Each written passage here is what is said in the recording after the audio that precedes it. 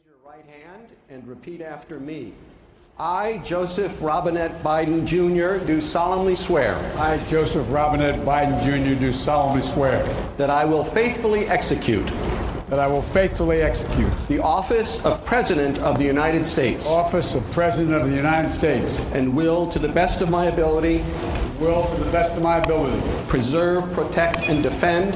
Preserve, protect, and defend. The Constitution of the United States. The Constitution of the United States. So help you God. So help me God. Congratulations, Mr. President. El 20 de enero, Joe Biden juró como presidente de Estados Unidos, prometiendo un gobierno de unidad que permitiría superar las confrontaciones que dejó su antecesor 2 semanas después del ataque al Capitolio. Su mensaje fue: la democracia ha prevalecido.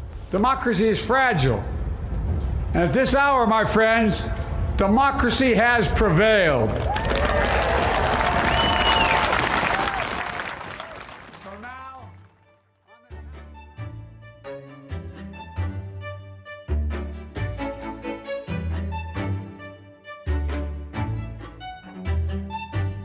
Bienvenidos al episodio 14 de Difunde Podcast. Soy Guillermo Espina y nos reencontramos en este 2021 para analizar la transición política en Estados Unidos, para comprender los cambios y continuidades que puede traer el gobierno de Joe Biden y el futuro político de Donald Trump y el Partido Republicano.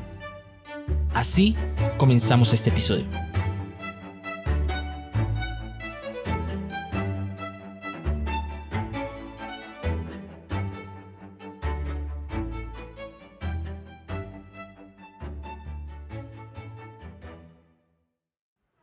This is going to be the first of many engagements we're going to have in here.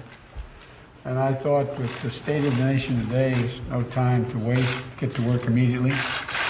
As we've indicated earlier, we're going to be signing a number of executive orders over the next several days to week. And I'm going to start today on the compounding crisis of COVID, COVID-19, along with the economic crisis following that, and climate crisis, racial equity issues, and El primer acto del mandato de Biden consistió en la reversión de varias políticas de Donald Trump: enmendar la respuesta a la pandemia del coronavirus, comprometer a Estados Unidos con la agenda medioambiental, tumbar las políticas anti-inmigración, promover la equidad racial y la diversidad, entre muchas otras. Esto demuestra el giro que tendrá el país tanto a nivel interno como en su política exterior. Como afirmó Biden, Estados Unidos ha vuelto. Pero no necesariamente esto se traduce en una recuperación del liderazgo internacional. There's no time to start like today. So what I'm going to be doing, I'm proud of today's executive actions. I'm going to start by keeping the promises I made to the American people. A long way to go. These are just executive actions. They are important, but we're going to need legislation for a lot of the things we're going to do. And the first order I'm going to be signing here relates to COVID, and it's requiring, as I said all along, where I have authority, mandating masks be worn, social distancing be kept on federal property, on interstate commerce, etc. So this is the first one I'm signing. Do while you're all here is the commitment I made that we're going to rejoin the Paris Climate Accord Pensemos de la siguiente manera. De un plumazo, Estados Unidos vuelve a la OMS, vuelve al Acuerdo de París, se acaban las prohibiciones antimusulmanas, se restablecen acuerdos con la OTAN. Sobre el papel, esto puede ser un aspecto positivo que agradecen muchos líderes mundiales, especialmente los europeos.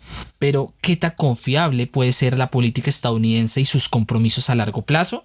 Durante el gobierno de Trump, vimos cómo Estados Unidos se retiró del escenario mundial y en parte desafió el status quo de las relaciones internacionales. Ahora, de sopetón, se anuncia que Estados Unidos ha vuelto. Precisamente, este vaivén político es el que ahora siembra dudas. ¿Qué podemos esperar a futuro de Estados Unidos? ¿Es un líder mundial confiable? ¿Puede ocurrir en el futuro que algún otro político herede las ideas de Trump?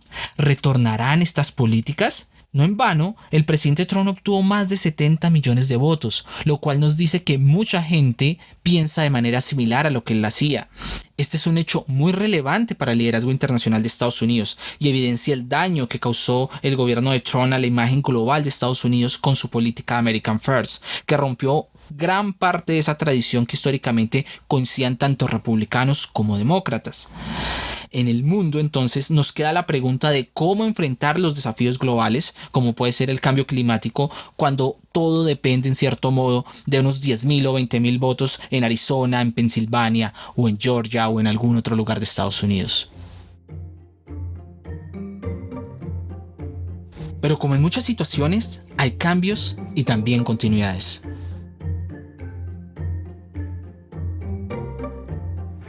And as you know, Mohammed is one of the great leaders of the Middle East. After 49 years, Israel and the United Arab Emirates will fully normalize their diplomatic relations. They will exchange embassies and ambassadors and begin cooperation across the board and on a broad range of areas, including tourism, education, healthcare, trade, and security.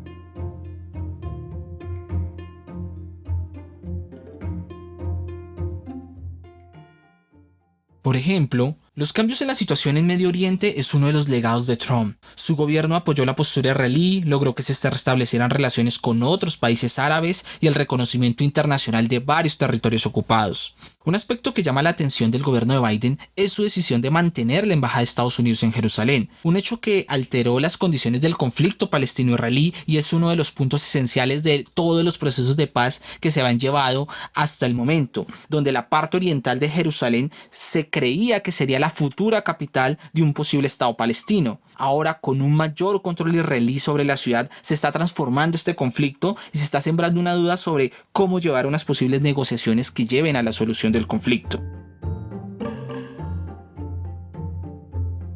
Este tipo de decisiones producen incógnitas sobre otros conflictos que las acciones de Trump también empeoraron, sobre cuál va a ser la postura del gobierno Biden. Este es el caso del Sahara Occidental, donde ahora el reconocimiento de la ocupación marroquí está reactivando los enfrentamientos. Y también tenemos otro ejemplo, que fue la declaración final de Mike Pompeo de los hutíes yemeníes como grupos terroristas, lo que va a impedir que muchas organizaciones humanitarias puedan atender a la población civil que se encuentra en los territorios que los hutíes controlan en Yemen. Y allí, en esas zonas, es donde la hambruna se ha convertido en una de las amenazas más graves y de las situaciones humanitarias más preocupantes que tiene nuestro mundo. Pues bien, todo esto se suma también a esa postura de qué va a hacer el gobierno de Joe Biden frente a eso, va a seguir la línea de Trump o no, y a lo se suman otros escenarios desafiantes y muy difíciles que están a la vuelta de la esquina. Por ejemplo, qué va a hacerse con las negociaciones con Irán, que Irán, sabemos muy bien, ha tomado una postura mucho más agresiva con el enriquecimiento de uranio y su programa nuclear, o la amenaza que constantemente representa el programa balístico y de cohetes y de misiles que tiene Corea del Norte y que aún está pendiente por resolver. We're having a little squabble with China because we've been treated very unfairly for many, many decades, or actually a long time. And it should have been handled a long time ago, and it wasn't, and we'll handle it now. También podemos esperar continuidad en la política estadounidense contra China, tal vez no en el mismo lenguaje o en las mismas formas, pero sí igualmente agresiva. Es importante señalar que tanto demócratas como republicanos son críticos de las estrategias de dumping chinas, del robo de propiedad intelectual, del comercio desigual, de la competencia tecnológica y sobre todo de esas agresivas acciones de China en el mar meridional, en el mar oriental, que está amenazando muchos aliados de Estados Unidos, principalmente a Taiwán. En los próximos días veremos si el gobierno Biden insiste en medidas como la orden de vender TikTok a una empresa norteamericana o el sostenimiento de las restricciones sobre empresas como Huawei y más reciente sobre Xiaomi. Todo esto hace parte de esa estrategia de la guerra tecnológica que desarrolló el gobierno de Donald Trump. Todo esto hace parte de un proceso mucho más amplio que se está dando a nivel histórico y a nivel político dentro de los Estados Unidos, que es buscar ese desacoplamiento entre las dos economías, de separar la economía china de la economía norteamericana. Y eso es un interés de ambos partidos. Today we take a momentous step, one that has never been taken before with China, toward a future of fair and reciprocal trade as we sign phase one of the historic trade deal between the United States and China. Recordemos que a inicios de 2020, China y Estados Unidos firmaron un acuerdo comercial que llamaban la fase 1, en el cual se hacía una tregua de la guerra comercial que habían sostenido el año anterior y que obligaba a China a comprar productos estadounidenses, a tener una mayor apertura económica y a proteger las empresas estadounidenses que operan en China. Sin embargo, se mantuvieron los altos aranceles a varios productos chinos, se está muy lejos de las metas de compra chinas a Estados Unidos y se emitieron constantes sanciones a empresas chinas, lo que está destinando este acuerdo sencillamente al fracaso. En este sentido, puede comprenderse las recientes medidas del presidente Biden, que quiere incentivar la compra de productos americanos por parte del gobierno federal.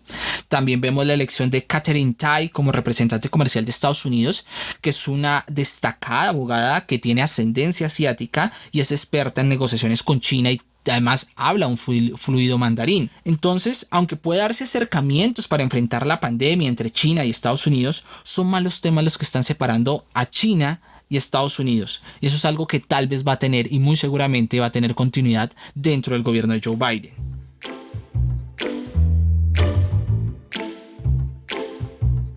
Si bien el escenario internacional es muy desafiante para Joe Biden, su mayor desafío se encuentra en su interior. Precisamente por eso el mensaje de unidad fue constante dentro de su discurso inaugural.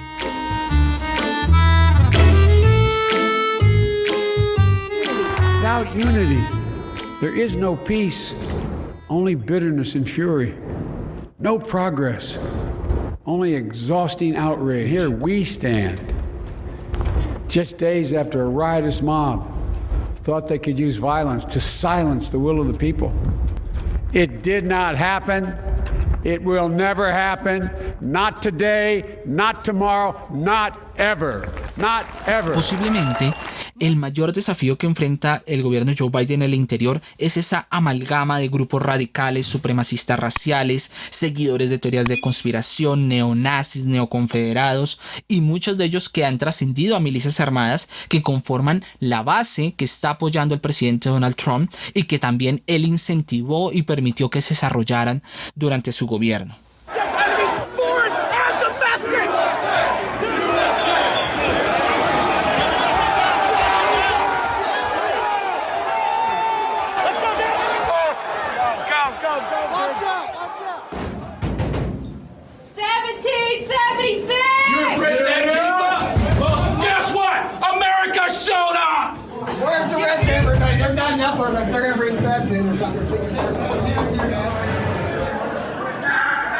Precisamente, los sucesos del pasado 6 de enero, aunque tienen muchas explicaciones aún pendientes, es innegable que el presidente Trump tuvo un papel preponderante en la reunión de los manifestantes y en el mensaje de desconocer los resultados, de desconocer las elecciones y de desconocer las mismas instituciones. Let's have trial by combat.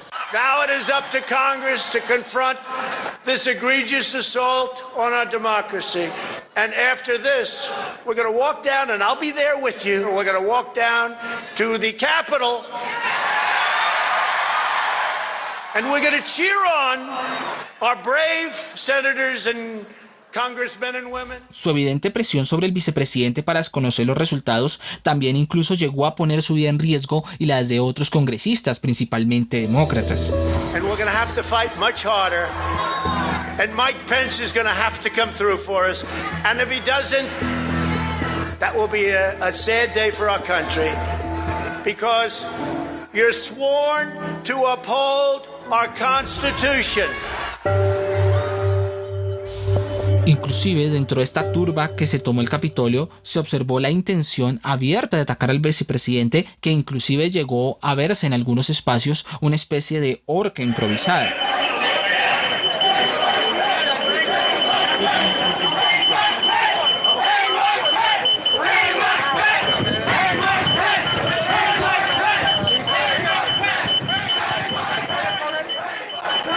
Pues después de lo que ocurrió este día, la pregunta es qué postura va a tomar el Partido Republicano, porque varios de sus líderes durante varias semanas hicieron ecos de las acusaciones infundadas de fraude por parte de Donald Trump, y muchos republicanos reprodujeron las mismas afirmaciones falsas. Algunos, incluso legisladores republicanos, también fueron identificados dentro de esa multitud que atacó el Capitolio. Por otro lado, encontramos un partido republicano que ante estos hechos se está dividiendo entre los líderes tradicionales de la vieja élite del partido republicano que están rechazando a Donald Trump, que están rechazando lo que ocurrió, pero que en el fondo son una minoría y que actúan de forma muy dubitativa y temerosa de enfrentarse a Donald Trump, lo cual pues a futuro lo que les ocurre es que ellos temen que enfrentar a Trump pueda representar un rechazo de los electores a futuro dada la gran popularidad que tiene el expresidente. No en vano, uno de los aspectos que marcó el 6 de enero fue la forma como Donald Trump Jr. evidenció la transformación que ha provocado su padre, Donald Trump, en el Partido Republicano. Tells me all I need to know, and it should be a message to all the Republicans who have not been willing to actually fight. The people who did nothing to stop this deal. This gathering should send a message to them. This isn't their Republican Party anymore. This is Donald Trump's Republican Party. Esta es una transformación política republicana hacia el caudillismo, hacia el populismo y el personalismo. Recordemos que en la convención republicana inclusive la familia Trump fue la gran protagonista. Ahora el caudal electoral de Trump como el segundo candidato más votado con más de 70 millones de votos, pues le permite una especie de estrategia de chantaje donde su apoyo se convierte en algo esencial para cualquier republicano que aspire a competir en una elección. Para los republicanos que se opusieron a Trump, como el gobernador de Georgia, Brian Kemp, o la representante por Wyoming, Liz Cheney, buscar su reelección seguramente va a contar con grandes obstáculos. Pero por otro lado, el apoyo de Trump tampoco parece ser una garantía de éxito. Precisamente la incongruencia que había entre el presidente Trump criticando al sistema electoral y hablando de fraude y a la vez invitando y apoyando candidatos al Senado en la segunda vuelta que había en Georgia, pues fue una de las causas y que se toma como una de las causas de la derrota republicana y que le dio una mayoría, entre comillas, al Partido Demócrata en el Senado.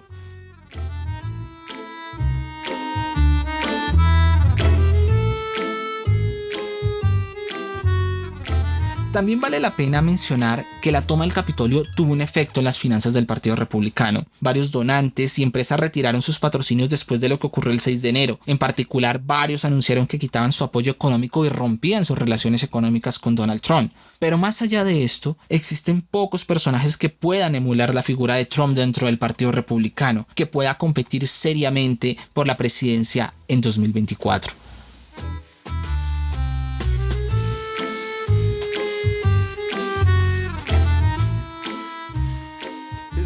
Grow stronger, for you will have made him a martyr.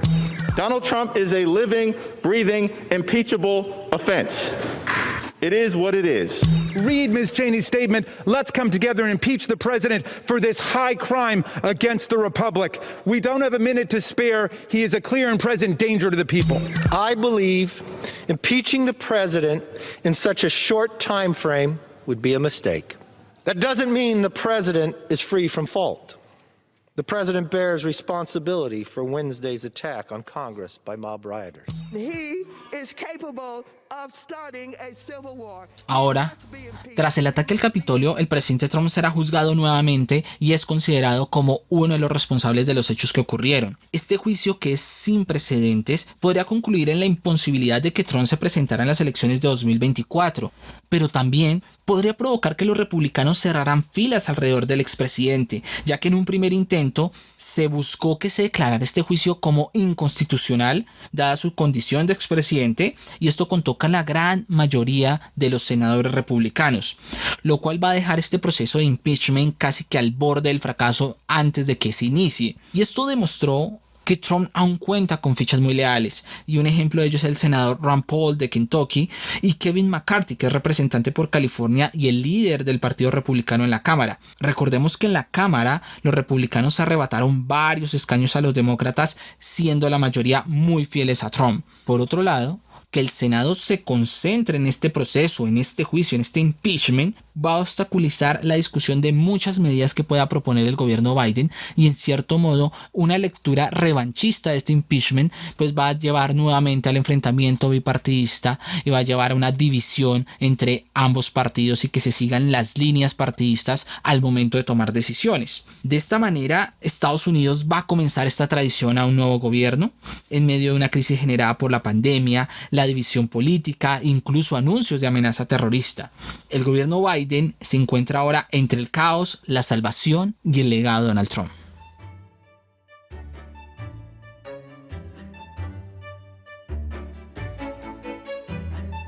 Así comenzamos este 2021 y quiero agradecerles a todas las personas que escuchan este podcast. Gracias a su apoyo este proyecto continúa y cada día busca ser mejor para ustedes.